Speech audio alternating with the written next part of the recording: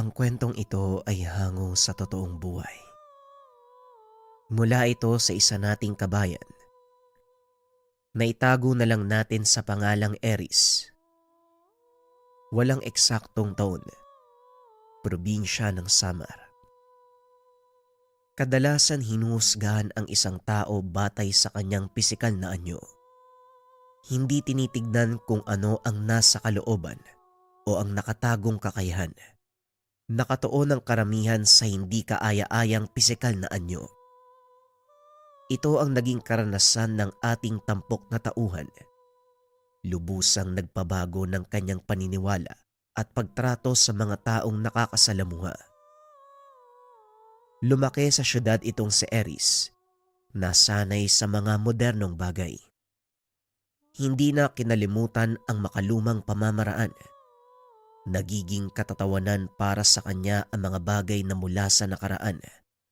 Lalo pa ang mga pamamaraan ng mga nakakatanda, mga nakaugalian at mga pamahiin.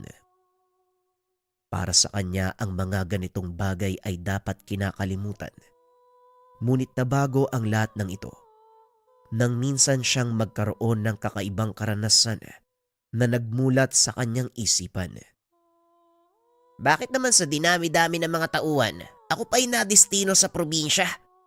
Alam niyo naman na hindi ako mabubuhay sa ganung uri ng lugar eh. Kinausap ito ng amo para sa bagong trabaho. Huwag ka nang puro reklamo. Tataasan naman yung sahod mo. Ayaw mo nun? Magiging bisor ka sa bagong sangay ng kumpanya. Boss naman, pwede bang sa ibang lugar mo na lang ako i-destino? Napakalayo sa kabias na ng probinsyang yun eh. Mantakin mo ha. 100 metro pa bago mo makita ang bakuran ng kapitbahay. At hindi lang yun. Nag-iisa lang ang tindahan sa lugar. Pati na rin ang ospital, Sus Maria Josep. Para ka naglalakad sa buwan, sobrang lalaki ng mga bato sa daan eh. Alam kong hindi kasing ganda ng syudad na nakasanayan mo ang lugar na yon, Eris. Pero isipin mong mabuti. Hindi ba gusto mong tumaas ang ranggo mo dito sa kumpanya? Pwes ito na ang pagkakataon. Wala ka namang gagawin dun eh. Kundi makipag-usap sa mga tauhan natin, nasa opisina ka lang. Kahit na boss. Para kasing pinag-iinitan nyo na ako eh. Sa dinami-dami ng lugar doon pa ako na destino. Hindi sa pinag-iinitan ka. Hindi mo pa rin ba nauunawaan? Malaki ang tiwala sa'yo ng may-ari ng kumpanya. Kaya ikaw ang nilagay niyang maging bisor sa sangay natin doon. Nakita niya ang kakayahan mong mamuno. Gaya ng sinabi ko sa'yo, ito ang unang hakbang para sa inaasa mong promosyon. Kaya kung ako sa'yo, huwag mong sayangin. Wala nang nagawa si Eris. Kinabukasan ay naganda na ito para sa paglipat. Inihatid ang binata ng kanilang pribadong sasakyan papunta sa lugar. Habang nasa daan, hindi maipinta ang mukha nito dahil sa mga nakikita. Ngunit habang papalapit sila sa bayan, unti-unting nag-iiba ang tanawin. Napakaganda ng tanawin, hindi ba? Hindi ako nagsasawang pagmasdan ng luntiang kabundukan sa lugar na ito sa tuwing magagawi ako. Kayo po yan, Mang Bernie. Ako po kasi, talagang hindi ako sanay sa ganitong uri ng kapaligiran. At sa palagay ko, hindi rin ako tatagal dito. Huwag kang magsalita ng tapuser. Maraming kagaya mong napunta dito at kalaunan, mas piniling manatili na lang. Mamaya, makikita mo kung anong sinasabi ko. Nagpatuloy ng ilang minuto ang biyahe hanggang sa makarating sila sa kabisera ng bayan. Huminto sandali ang sasakyan upang magkarga ng krudo at tubig. Malayo pa ba tayo, Manong? Medyo malayo pa, sir. Mga 40 minuto pang biyahe. Kailangan ko lang magkarga ng krudo para masiguradong hindi tayo maubusan sa kalagitnaan ng daan. Walang nagtitinda ng krudo doon eh. Lalong nadismaya si Eris. Sa loob-loob ng binata gusto nitong umuwi. Habang nagkakarga ng krudo, sinabihan nito si Eris na bumili ng mga kailangan para sa loob ng 1 linggo. Dahil lingguhan ang baba nila sa bayan para mamili. Matapos magkarga ng krudo at mamili ng mga kakailanganin, nagpatuloy na ang dalawa sa biyahe. Nagtaka si Eris dahil napakaraming pinamili ni Mang Bernie.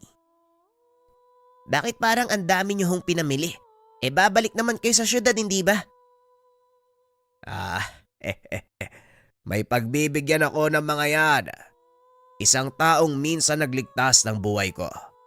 Maya-maya lang makikilala mo siya. Pero babala lang sir huwag nating pairali ng pagiging mapanghusga. Hindi na nagsalita si Eris. Alam nito sa sarili na isa sa mga negatibo niyang ugali ang pagiging mapanghusga. Ilang minuto pa ay muli silang huminto. Nandito na ho ba tayo? Hindi pa ito ang baryo. Sandali lang. Ibibigay ko lang kay Mang Bitong ang mga pinamili ko. Pwede kang sumama kung gusto mo. Kung ayaw mo naman, antayin mo na lang ako dito. Matapos ibaba ang mga pinamili, dinala ni Mang Bernie ang mga ito sa sira-sirang tahanan. Hindi nag-atubiling sumama si Eris dahil sa putik pa lang ng daan ay nandidiri na ito. Medyo natagalan si Mang Bernie at dahil puyat sa biyahe, hindi na malaya ng binata na nakaidlip na pala siya sa sasakyan. Nagising na lang si Eris nang maramdaman nito na umaandar na ang sasakyan. Ang tagal niyo naman, Manong. Ano bang ginawa niyo dun? Wala naman. Nakipag-usap lang sandali at may ilang bagay lang din siyang itinanong sa akin. Ganun ho ba? May ba ako? Mga ilang minuto bago tayo makarating sa opisina. Sandali na lang. Baka 10 minuto. Nagpatuloy sa paglalakbay ang dalawa hanggang sa makarating sa sentro ng bayan. Itinuro ni Mang Bernie ang tanggapan nila sa lugar. Napakamot ng ulo si Eris dahil lumang-luma na ang gusali. Napapaligiran pa ng makapal na talahib.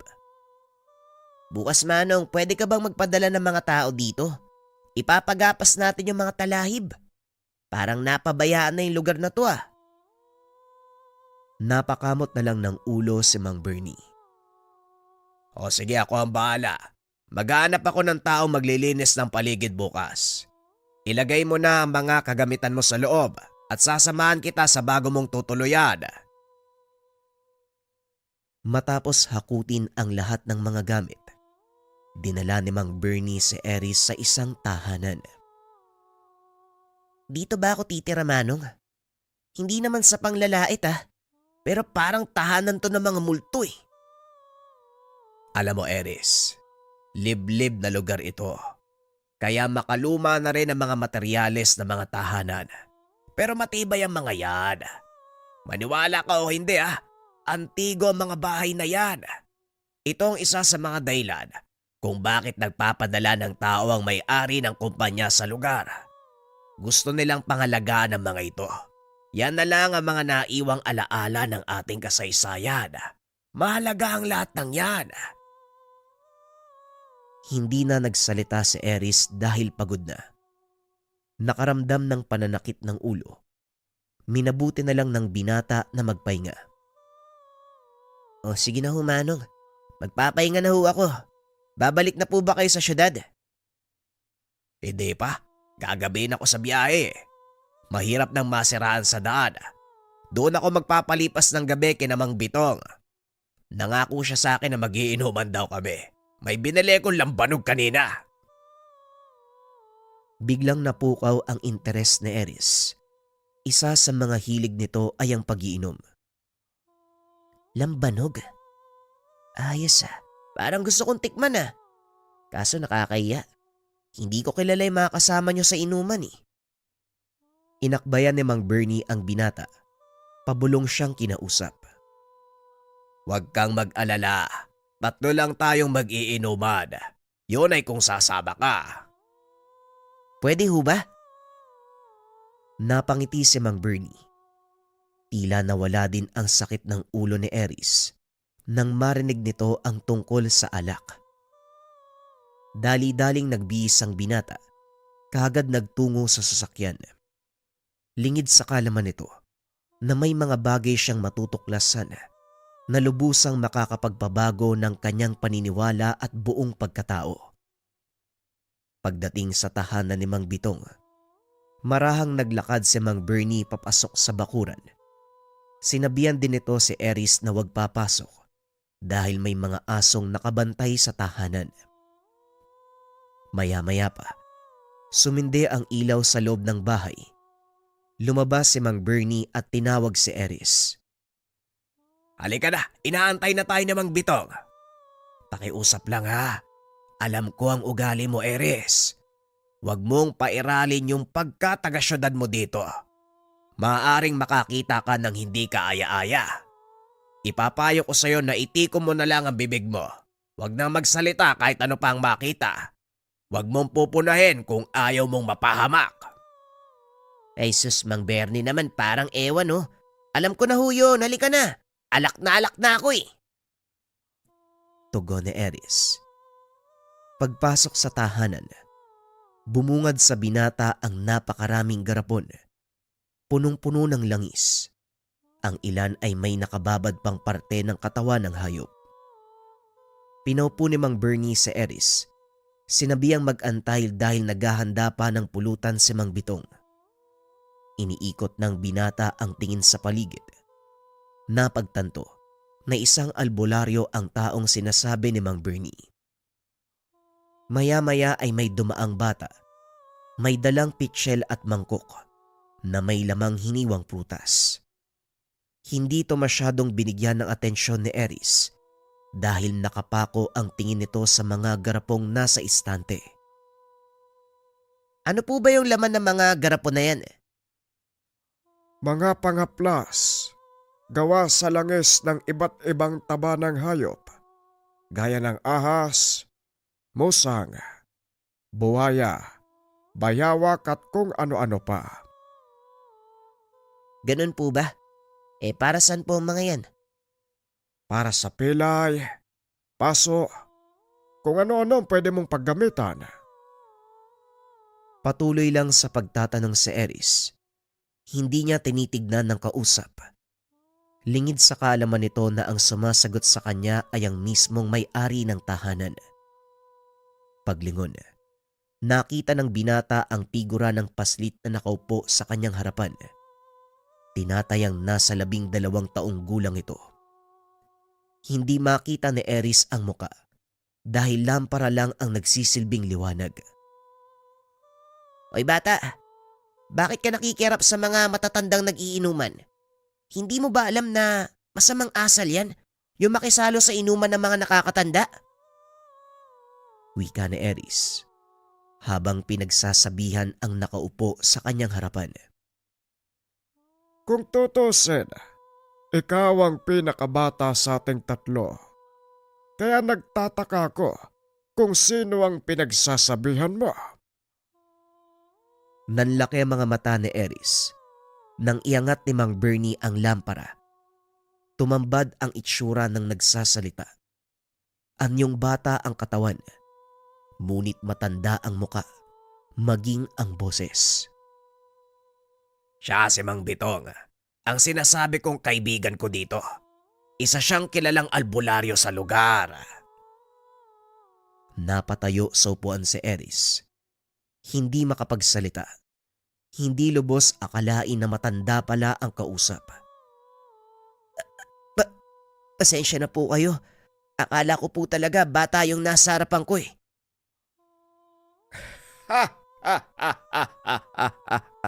Ayos lang. Normal na reaksyon yan ng mga taong ngayon pa lang ako nakita. O siya, dahil ikaw ang panauhin. Bakit hindi bubuksan ang bote ng lambanog na binili ni Bernardo? Manong naman, hindi ako tinatawag sa pangalang kong yan Bernardo. Pwede namang Berne. Sige na Eris, ikaw na magbukas. Ugali kasi yan dito sa probinsya eh. Kung sino ang panauhin, siya ang mauunang uminom sa bagong bukas sa bote ng alak. Binuksan ni Eris ang bote ng lambanog at naglagay sa baso. Akmang iinumin ito. Biglang hinawakan ni Mang Bitong ang kanyang braso. Hindi ka ba magpapasalamat sa gumawa ng alak na yan? Oo nga naman, Eris. Magpasalamat ka muna. Mag-alay kahit isang patak lang sa lupa. Pag-uusap ng tatlo. Ang pagtapon ng unang tagay, sinasabing alay sa mga engkanto at elementong nasa paligid. Ginagawa ito simula pa nung kapanahunan bilang tanda ng pasasalamat at respeto. Ay, oo nga pala, pasensya na po kayo Nawala sa isip ko. Itinapon nito sa sahig ang unang tagay. Muling naglagay sa baso sabay tungga. Walang kasing sarap ang lambanog na gawa sa purong tuba ng niyog. Hindi ba, Bernardo? Oo nga po, Mang Bitong. Matagal na panahon na ring hindi tayo nakakapag-inuman ng ganito. Kamusta na ho kaya? Eto, hindi pa rin lumalaki. Bata pa din. Ikaw ba? Parehong kumpanya pa rin ba ang pinagtatrabahuan mo? Oo, sa katunayan. Ang binatang ito ang bagong bisor sa opisina sa bayan. Ay mabuti naman. Sana lang magtagal ka, iho. Marami ang nadestino dito. Hindi nagtatagal dahil sa maraming rason. Pero may ibang tao, pinipili din na dito tumira. Rason? Gaya po ng anong bagay, Manong? Gusto mo ba talagang malaman? Sasabihin ko sa'yo, pero wag sana ako maging dahilan kung sakaling gugustuhin mong umuwi kinabukasan. Napalunok ng laway si Eris dahil napakaseryoso ng muka ni Manong Bitong. Matatakotin pa naman yan si Eris, Manong. Kaya ako ko sa'yo, wag mo nang sabihin, baka mamaya mag-ayaan ng umuwi yan. Ngumiti si Mang Bitong. Muling naging seryoso ang muka. Ako? Matatakutin? Hindi, no? Sige na, Mang Bitong. Sabihin niyo sa akin kung bakit hindi nagtatagal yung iba dito. Bueno, kung talagang desidido kang malaman, makinig kang mabuti. Ang lugar na ito ay punong-puno ng mga engkanto, lagalag na kaluluwa at mga aswang. Sinasabing ilan sa mga nadestinong besor sa lugar na ito ay nakaranas ng panggagambala mula sa mga nabanggit na nilalang. Kaya hindi sila nagtagal. Ilang araw umuuwi sila sa syudad. Ang pinakamatagal na nanatili, si Jawo, na ngayon ay doon na sa syudad nakadestino. Pilit pinipigilan ni Eris ang sarili. Ngunit hindi nagtagal. Humagalpak ito sa kakatawa. Hoy, Eris, umayos ka. Anong nakakatawa? Ay nako, pasensya na po kayo, Mang Bernie Pero aswang, engkanto multo. Meron pa bang ganun ngayon? Huminto sa pagtawa si Eris nang makitang seryoso ang muka ng dalawang matanda. Seryoso ang sinasabi ni Mang Bitong. Maaaring hindi to kapanipaniwala sa inyong mga kabataan. Pero totoo ang lahat ng sinabi niya. Kahit si Boss Jawu pa ang tanungin mo. Pasensya na po kayo. Hindi ako namulat sa makalumang paniniwala. Kilala mo ko, Mang Bernie. Ako yung tipo ng taong hindi maniniwala hanggat walang nakikitang ebidensya. Nahinto sa pag-uusap ang dalawa. Si Mang Bitong na ang nagsalita. Hindi ko pinipilit ang sino mang maniwala. Basta ko, sasabihin ko lang ang nararapat yung malaman. Walang problema sa akin kung hindi kayo maniwala. Huwag niyo lang akong sisisihin na hindi ko kayo binigyan ng babala.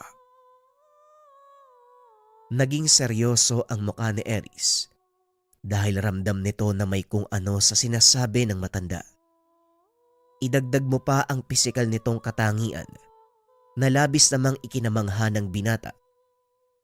Naubos ng tatlo ang 1 galon ng lambanog at dahil medyo malalim na ang gabi, Nagpa siya si Mang Bernie.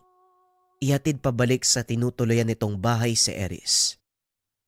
Habang nasa daan, hindi mapigilan ng binata ang sarili na magtanong. Bakit po naging ganun ang itsura ni Mang Bitong? Parang hindi tumatanda yung katawan niya. Kung titignan mo, para siyang 12 anyos na bata. Maraming haka-haka tungkol sa totoong nangyari kay Mang Bitong. Ayon sa mga eksperto sa medisina, isa itong uri ng sakit kung saan humihinto ang pagtanda ng katawan ng isang tao. May mga nagsabi din naman, sinumpa si Mang Bitong dahil sa pagiging manggagamot. Hindi sigurado kung ano talaga ang totoo pero gayunpaman, walang pake ang mga tao kung ano ang dahilan. Ang mahalaga sa kanila, hindi siya nakakaperwisyo. Sa halip nakakatulong pa. Pagpapaliwanag ni Mang Bernie. Ilang sandali pa ang nakalipas. Narating na nila ang tinutuloyan ni Eris. Pumasok na ang binata. Nagmaneho na rin pabalik ng tahanan ni Mang Bitong si Mang Bernie. Kinabukasan, gumising si Eris na sobrang sakit ng ulo. Nagpakulo ito ng tubig para makahigop ng mainit na kape. Unang araw niya sa trabaho, kailangang makilala ang mga tauhan sa lugar na iyon. Matapos humigop ng kape, diretso ligo na ang binata. Kaagad ding umalis ng tahanan pagdating sa opisina. Nag-aabang na ang kanyang mga tauhan. Nung una tahimik ang mga ito dahil hindi pa nila kilala ang bagong bisora.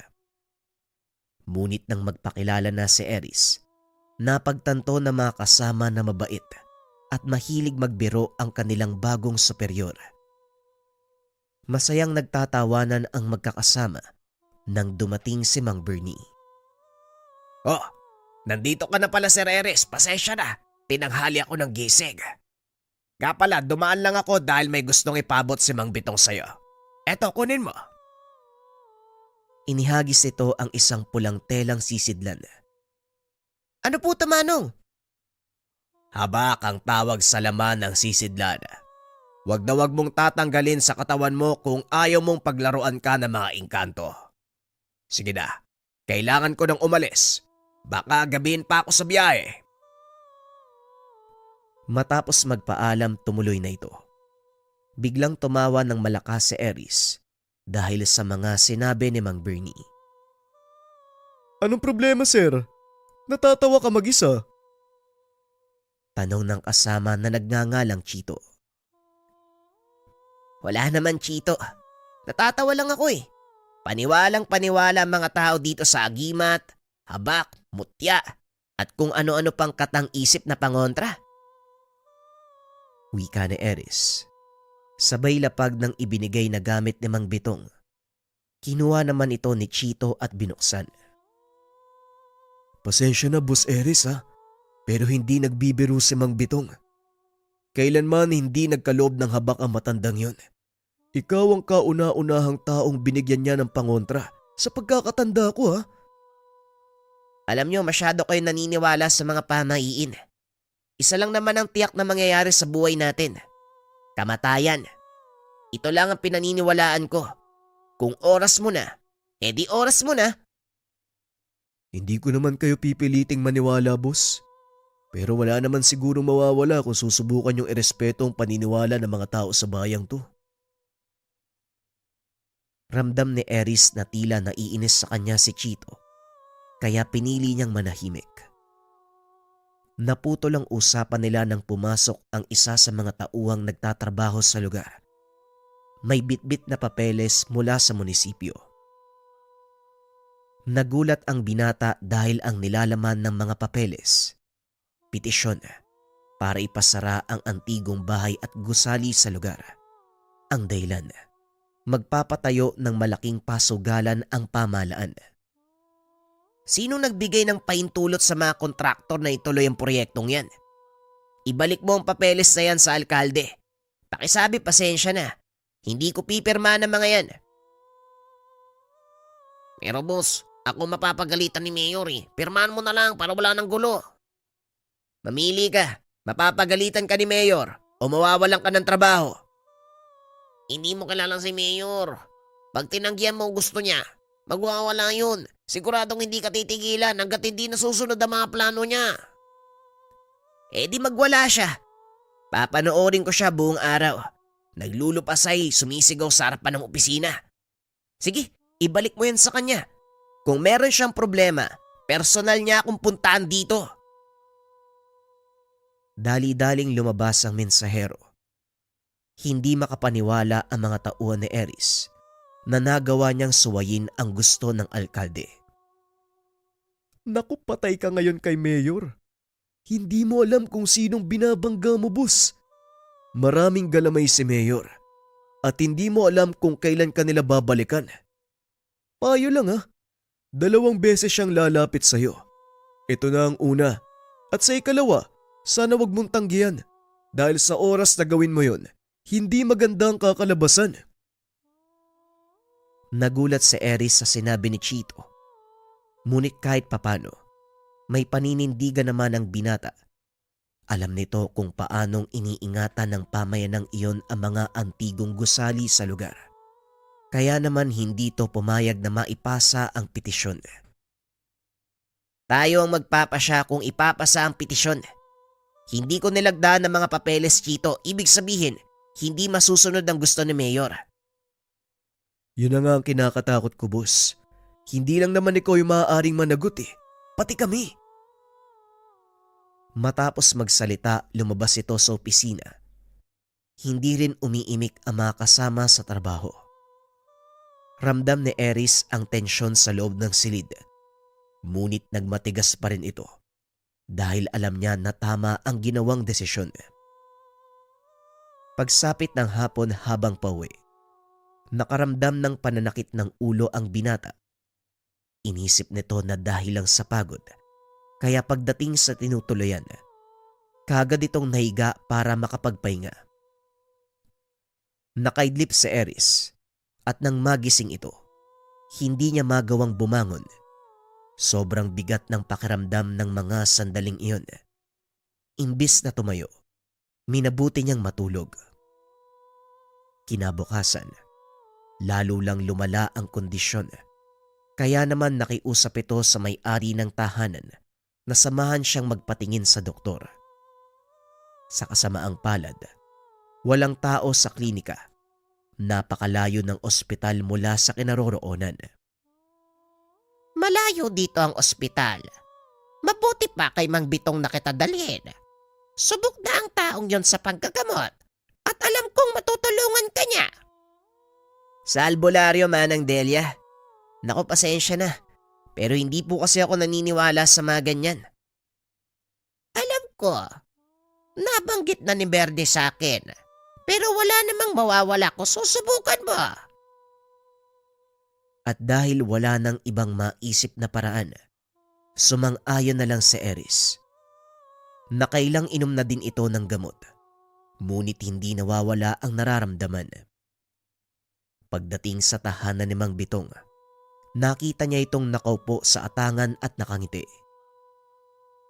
Ang akala ko ba, hindi ka naniniwala sa albularyo? Yan nga rin po yung sinabi ko kay Aling Delia. Pero pinilit niya akong pumunta. Hindi ko rin maintindihan na nangyayari sa katawan ko. Kaya sumama na lang ako. Alam mo kung anong sakit na pinakamahirap gamutin? Hindi po eh. Yon ang sakit ng mga taong walang pananalig. Delia, maaari mo na kaming iwanan. Salamat sa paghatid mo dito sa Bertuldong batang to. Pumasok ka nang matawas kita. Napailing na lang si Eris sa sinabi ng matanda. Bagaman hindi naniniwala, sinubukan pa rin itong magpatingin sa pagbabakasakaling masagot ang katanungan kung bakit biglang sumama ang pakiramdam. Naupo ang binata sa sala habang naghahanda si Mang Bitong ng mga gagamitin. Kumuha ito ng isang perasong kandila at isang planggana ng tubig. Iniaplos ang kandila sa katawan ni Eris habang nagbubulong ng kung anong dasal.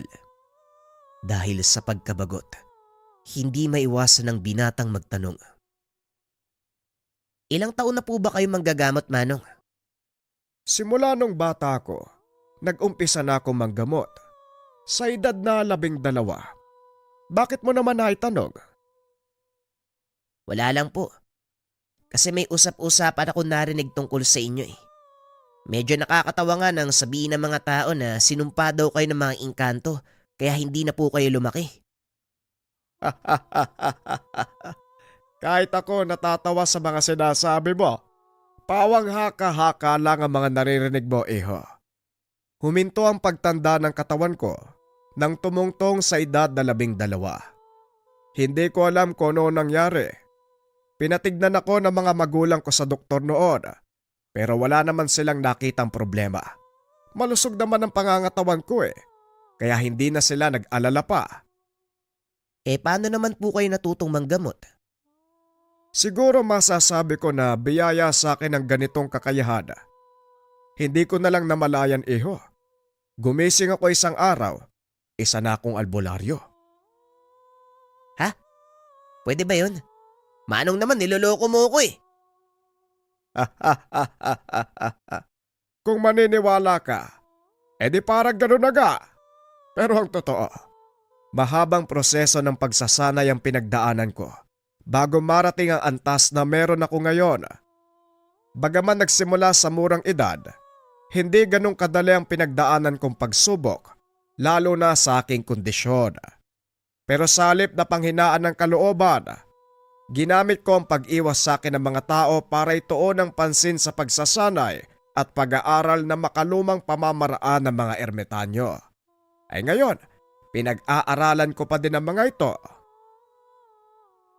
Pagpapaliwanag ng matanda. Patuloy ito sa pagpapatulo ng kandila sa palangganang may tubig. Ilang sandali pa nagulat si Eris nang may mga namuong imahe. Sandali lang. Tao ba yan, Manong? May mahabang tenga, mahabang buhok, at saka ilong. Hindi nagsasalita si Mang Bitong. Sa halip nakatitig lang ito kay Eris. Manong, magsalita naman kayo, tinatakot mo ko eh. Huminga ng malalim ang matanda. Bumaba sa kinaupuan. Pumunta ito sa kanyang altar. May kung anong bagay na kinuha. Matapos ay bumalik ito sa kinaupuan. Saka pa lamang binigyang sagot ang tanong ng binata. Magsabi ka ng totoo sa akin. Sino ang nakasagutan mo? Sa pagkakatanda ko po wala naman. Maliban sa mga kasamaan ko sa trabaho. Si Chito, siya yung huli kong nakausap kahapon eh.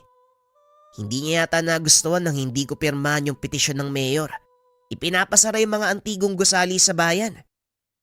Sa palagay ko, mukhang nakulam ka, Eris. Nasaan ang binigay kong habak sa'yo? Nandun po sa isang bulsa ng pantalon ko. Hindi ko po nadala, Manong eh. Ibinilin ko yun ah.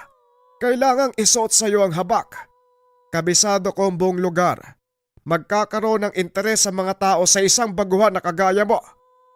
Hindi nga ako nagkamali. Ang sinasabi mong Chito, apo ng isang batikang mambabarang. Maliban sa paggamit ng mga insekto, mahusay din siya sa panglalason. Panlalason? Hindi naman niya ako inabutan ng kahit ano kahapon. Maliban na lang dun sa pinapamigay mong habak ba yun? Ang panlalason, hindi lang makukuha sa pagkain o inuming ibibigay sa iyo ng isang tao. Merong uri ng panlalason na kung tawagin ay palipad hangin. Parang ibinubuga sa hangin yung lason, ganun ho ba? Isa itong uri ng dasal na ginagamit ng manlalason na pumapasok sa mismong kaluluwa ng pinatutungkulan. Sa makatuwid, hindi pisikal na katawan ang naaapektuhan ng palipad hangin, kung hindi ang espiritu ng taong tatamaan nito. Biglang naging interesado si Eris sa mga sinasabi ni Mang Bitong. Ipinagpatuloy ng matanda ang kwento habang ginagamot nito ang binata. Ayon pa sa matanda, ang lasong tumama kay Eris, isang uri ng babala. Hindi ito nakakamatay, ngunit kung hindi maaagapan, maaari itong maging sanhi ng pagkaparalisa ng katawan. Hindi pala biro ang laso ng palipad hangin. Pero paano nila nagagawa yun, Mang Bitong? Kayo po ba? Alam niyo po ba kung paano gawin yun? Hindi ko kayang gamutin ang palipad hangin na lason kung hindi ko ito kayang isagawa. Eto, inumin mo. Inabot ng matanda ang isang baso ng tubig. Nang matapos itong inumin ni Eris, nagtaka ang binata dahil napakapait ng lasa nito. Bakit ang pait ng tubig? May nilagay ba kayo, Manong? Tumawa ng malakas si Mang Bitong. Naglakad papunta sa kusina. Wala akong inilagay sa tubig na yan. Mapait ang panglasa mo dahil sa lasong inilagay sa'yo. Sandali lang at may gagawin ako. Hindi pa rin makapaniwala si Eris na nangyayari sa kanya ang mga bagay na yun, na noon ay naririnig lang sa mga kwento. Maya-maya bumalik ang matanda. May dalang kaperasong puting bato. Ano naman po ang tawag dyan, Manong? Ang batong ito ay isang uri ng trabungko. Amin na ang palad mo. Inilahad ng binata ang palad sa matanda. Inilapag nito ang trabungko. Matapos ay inutusan ni Mang Bitong si Eris na inumin ng tubig. Hindi na po mapait ang tubig. Ano pong nangyari? Kinuha ni Mang Bitong ang trabungko. Muling pinainom kay Eris ang tubig. At gaya ng inaasahan, bumalik ang pait nito. Ang trabungkong ito ay mabisang pangontra sa palipad-hanging lason. Kapag hawak mo ang trabungko, hindi gumagana ang lason. Pero sa oras na bitawan mo ito ay bumabalik. Nangangahulugan lang na konektado pa rin sa iyo ang manlalason. Kung ganun po, anong dapat gawin? Hawakan mo ang trabungkong ito. Wag na wag mong ilalayo sa katawan mo. Dahil sasalubungin ko ang ginagawa ng manlalason. Asahan mo ring hindi magpapakita sa iyo ang chito na yon. Pag uwi mo sa tinutuluyan mo, isuot mo ang pangontrang ibinigay ko. Nang sa ganon, hindi mo maramdaman ang anumang pinsalang gagawin nila. Sino po ang sasalo nun? Di ako, sino pa ba? Nanlaki ang mga mata ni Eris sa sinabi ng matanda. Bakit nyo naman po gagawin yun? Hindi nyo naman ako kaano-ano ah. At saka sabi nyo, maaaring ikapahamak ang palipad hangin, hindi ba? Tama ka. Pero kapag ako ang sasalo, hindi ko gaanong mararamdaman. Nasanay na ang katawan ko sa ganong uri ng mga atake. Sige na, umuwi ka na muna. Ako nang bahala sa kanila. Biglang gumaan ang pakiramdam ni Eris. Bagay na ipinagtataka ng binata. Dahil kani-kanina lang, halos hindi na ito makalakad ng maayos dahil sa sobrang pagkahilo. Kamusta ang pakiramdam mo, iho? Wika ni Aling Delia. Kahit papano, bumuti na po yung pakiramdam ko. Kailangan ko lang po ng pahinga. Hindi muna siguro ako papasok ng opisina. Yan din ang bilin sa akin ni Mang Bitong eh. Mabuti naman kung ganon. O sige, maiwan na muna kita ha. May gagawin pa ko. Sige po, maraming salamat sa pagsama, Aling Delia. Magpapahinga na din po muna ako. Matapos makipag-usap, bumaba ang matanda. Naiwan sa silid si Eris. Dali-dali nitong kinuha ang pangontra sa bulsa ng pantalon, ngunit hindi niya ito mahanap. Hinalukay nito ang mga gamit kahapon, ngunit hindi makita ang habak na ibinigay ni Mang Bitong. Habang naghahanap, may nagsalita sa kanyang likuran. Ito ba ang hinahanap mo, Boss Eris? Napalingon si Eris. Nakita si Chito. Paano ka nakapasok dito? Hindi mo ako kilala, boss. At hindi mo rin alam ang kaya kong gawin. Matagal na namin gustong yumaman eh. Pero hindi nangyayari dahil sa mga kagaya mo. Kung pinirmahan mo lang sana ang petisyon, hindi na tayo aabot sa ganito. Binalaan na kita, boss eh. Hindi mo alam kung sino ang mga binabangga mo. Nagulat si Eris nang makitang bumunot ng patalim si Chito. Teka, kumalma ka Chito ah. Ginagawa ko lang yung trabaho ko, walang personalan. Ganon din ako. Ginagawa ko lang kung ano ang inuutos sa akin. Ang alisin sa daan namin ang magiging hadlang sa mga gusto naming mangyari. Inundayan nito ng saksak si Eris. Ngunit mabilis na nakailag ang binata. Nagpunta ito sa bintana, kaso nga lang masyadong mataas. Wala nang ibang pupuntahan si Eris dahil nakaharang si Chito sa pintuan. Napakalaki ng katawan nito, kaya hindi rin magawa ng binatang makalusot. Chito, alam mong makukulong ka sa oras na mapatay mo ko. Kaya pakiusap, itigil mo na yan. Hindi ako makukulong kung walang magsusumbong. Itinaas nito ang patalim. Inambang sasaksakin si Eris, ngunit biglang nanigas ang katawan nito. Unti-unting gumalaw ang kamay na may hawak sa patalim, pababa sa kanyang leeg. Anong ginagawa mo, Chito? Itigil mo yan!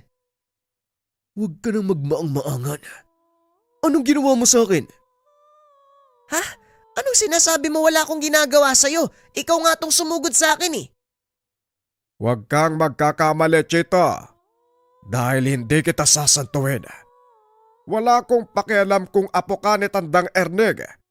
Hindi na tama ang ginagawa mo. Nagulat si Eris nang makita si Mang Bitong. Nakatayo sa pintuan. May hawak itong itim na kahoy na nakatutok kay Chito. Mang Bitong, kahit kailan pakialamero ka talaga. Bakit hindi ka nalang manahimik sa lungga mong bubwit ka? Sa palagay mo, hahayaan kong patayin mo ang pasyente ko. Di magsama kayong dalawa. Nanlaki ang mga mata ni Eris nang biglang laslasin ni Chito ang sariling leeg. Yan ang nararapat sa inyo. Nagpabulag kayo sa kinang ng salapi. Handa kayong pumatay para lang sa pera. Hindi kayo karapat-dapat sa kaalamang taglay nyo ngayon. Matapos itong sabihin ni Mang Bitong, hinila niya ang kamay ni Eris palabas ng silid. Anong nangyari? Anong ginawa nyo? Tulala ang binata sa mga nangyari. Hindi niya inakalang aabot sa pagkamatay ni Chito ang pangyayari. Kung hindi mo pa rin napapansin, ikaw ang papatayin ng mga taong yan. Ito ang dahilan kung bakit umalis si Jawo. Kamuntikan din siyang mapatay ng pamilya ni Chito nang hindi niya pinirmahan ang petisyon sa pagpapagiba ng antigong gusali sa lugar na ito. Ano po ba talagang meron sa lugar na to? Bakit handang magbuwis ng buhay ang mga kagaya nila, Chito? Ang mga lumang gusali, nagtataglay ng mga pangontra para hindi makapasok ang masamang engkanto. Ito ang humaadlang para hindi magamit ni Tandang Ernig ang kanyang kapangyarihan na tumawag ng mga engkantong makakatawang sa kanilang gustong gawin. Sa oras na masira ang mga antigong gusali, tuluyang mawawala ang natural na proteksyon ng bayang ito. Malayang makakapasok ang mga engkanto. Hindi pala pera ang dahilan, kundi kapangyarihan. Oo, at siguradong magkakaroon ng malaking kaguluhan dahil sa pagkamatay ni Chito. Sumama ka sa akin, mas ligtas ka sa tahanan. Unti-unting naunawaan ni Eris ang dahilan kung bakit hindi nagtatagal ang mga kasama sa lugar. Pagdating sa tahanan ni Mang Bitong, ipinaliwanag ng matanda ang lahat. Ayon dito, matagal nang ninanais ng alkalde na gawing malaking pasugalan ang bahaging iyon ng bayan. Ilang beses niya nang tinangkang bayaran ang mga tao, ngunit tumatanggi ang mga ito dahil na rin sa kahalagahan ng mga lumang ekstruktura na nakatayo sa lugar. Para sa mga tao dito sa baryo, hindi lang tanawin ang mga antigong gusali, kundi bahagi din ito ng aming kasaysayan. Mga alaalang naging instrumento sa paghubog ng aming pagkatao. Kaya ganun na lang ang pagpapahalaga ng mga mamamayan sa bahaging ito ng bayan. At ang pinakamahalaga sa lahat, sasabihin ko sa iyo, Eris, upang maunawaan mo kung bakit ko'y binubuwis ang buhay ko. Ang lugar na ito ay isang lantawan o lagusan papunta sa syudad ng Beringan. Minsan nang narinig ni Eris ang tungkol sa mahiwagang syudad. Pero lingid sa kalaman nito, totoo pala ang lahat.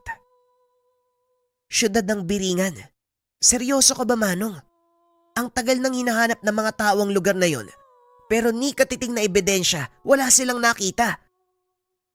Sa palagay mo, magkakaroon ba ako ng ganitong kakayahan kung hindi totoo ang syudad ng Beringan? Maniwala ka sa akin, Eris. Dahil doon ako nanggaling. Nanlaki ang mga mata ng binata sa mga narinig. Paulit-ulit sa kanyang tenga ang mga sinabi ng matanda. Kung ganun, totoo pala ang ilang haka-haka ng mga tao. Engkanto nga kayo. Tumawa ng malakas ang matanda. Inabutan ng isang baso ng mainit na inumin ng binata. Hindi ako engkanto. Ano bang sinasabi mo? Hindi lahat na nagbula sa Beringan, engkanto. Isa kong ermitanyo, normal na tao na nagsanay sa loob ng syudad sa loob ng mahabang panahon.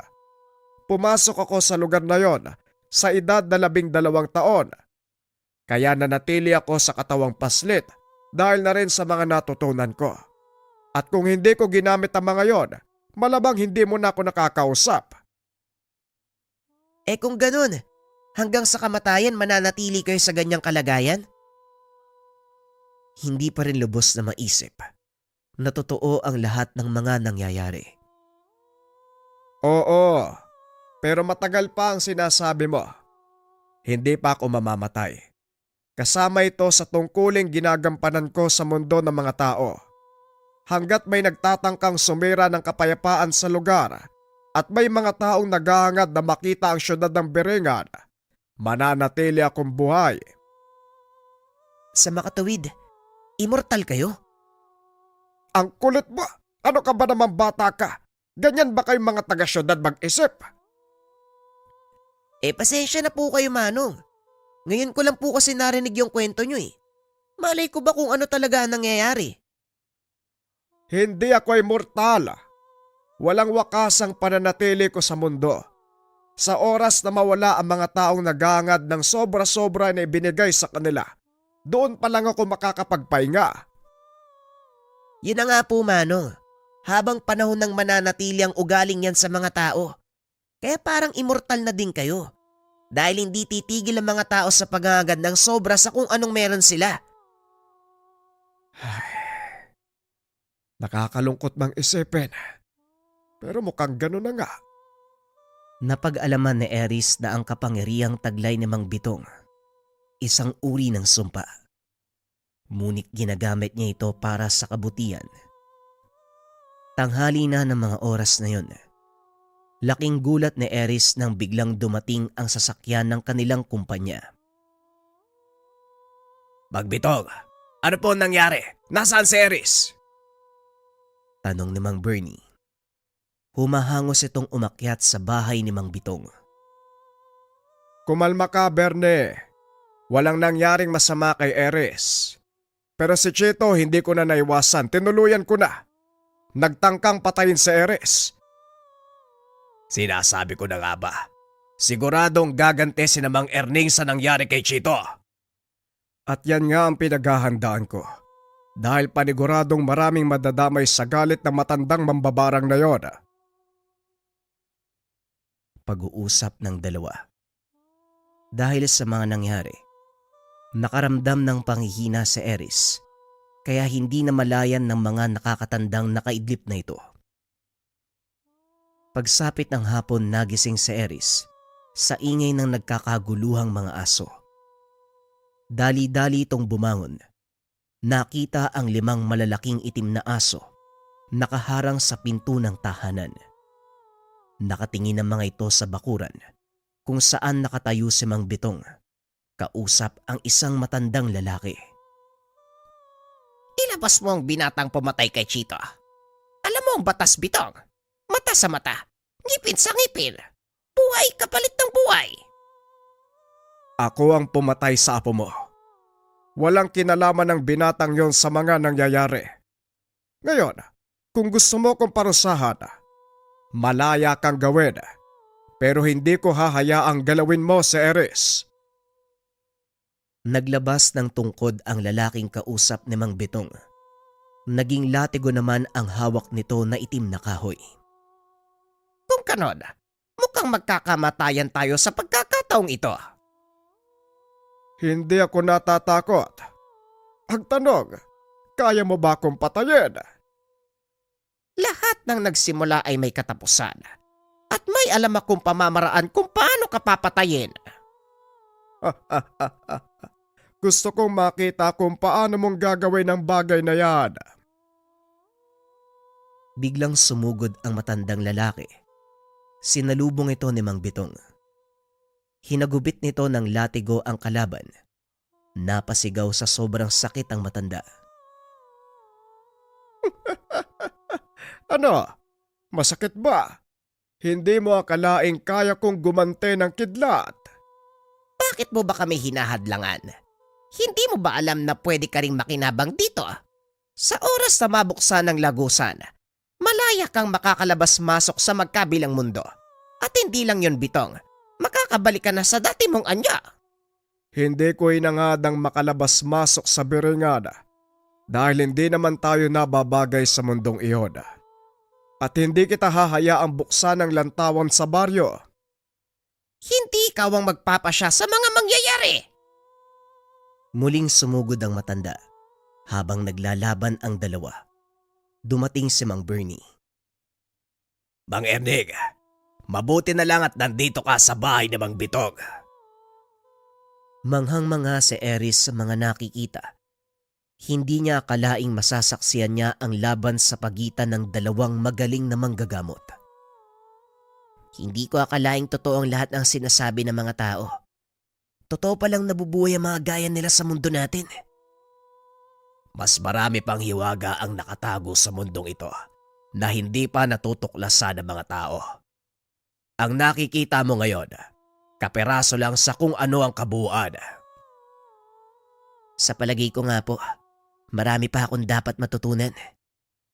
Pag-uusap ng dalawa. Patuloy na naglalaban ang dalawang matanda. Makikitang malaki ang lamang ni Mang Bitong. Hindi makasabay si Mang Erning sa bilis ng kilos ng matanda.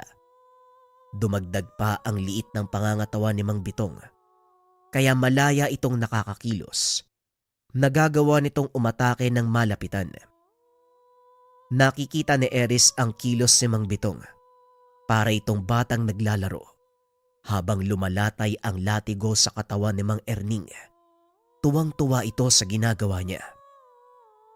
Ano na? Hanggang diyan ka na lang ba? Mukhang wala ka pa rin pinagbago. Mahina ka pa rin.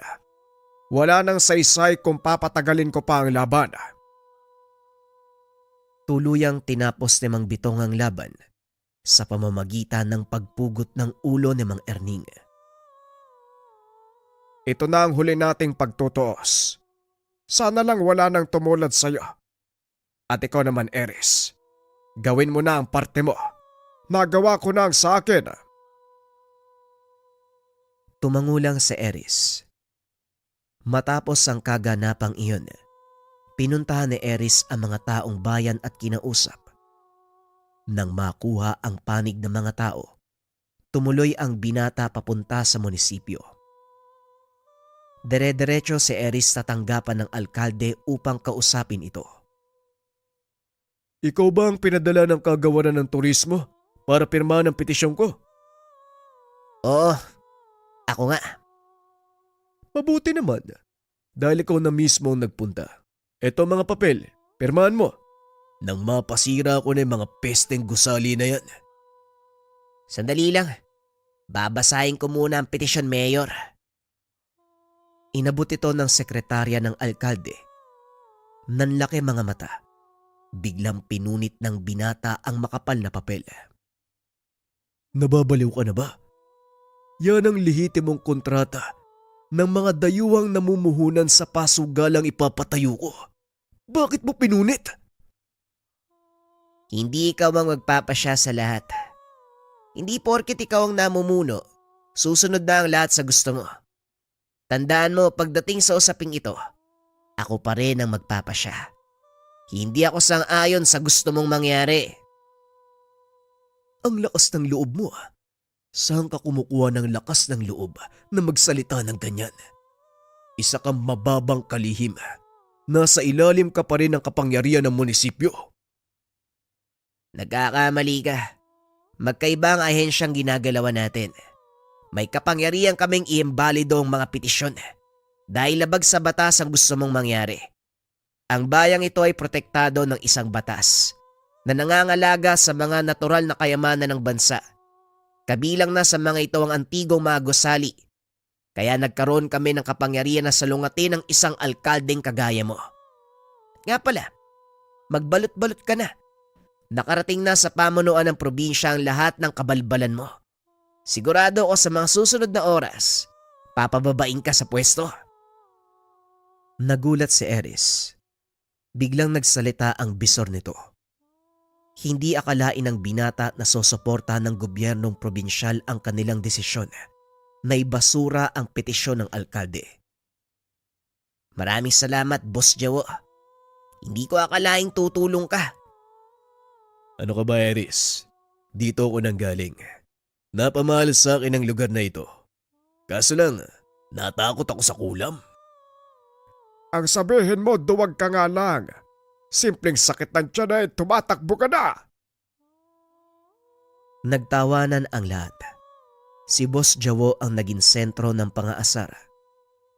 Masaya ang mga ito dahil sa pinanigan sila ng pamahalaan sa tulong nila Eris. Hindi lubos akalain ng binata na lubusan siyang mapapamahal sa lugar. Kung dati ay hindi mapakali sa probinsya, ngayon ay ayaw na nitong umalis. Muling ibinalik sa syudad si Eris.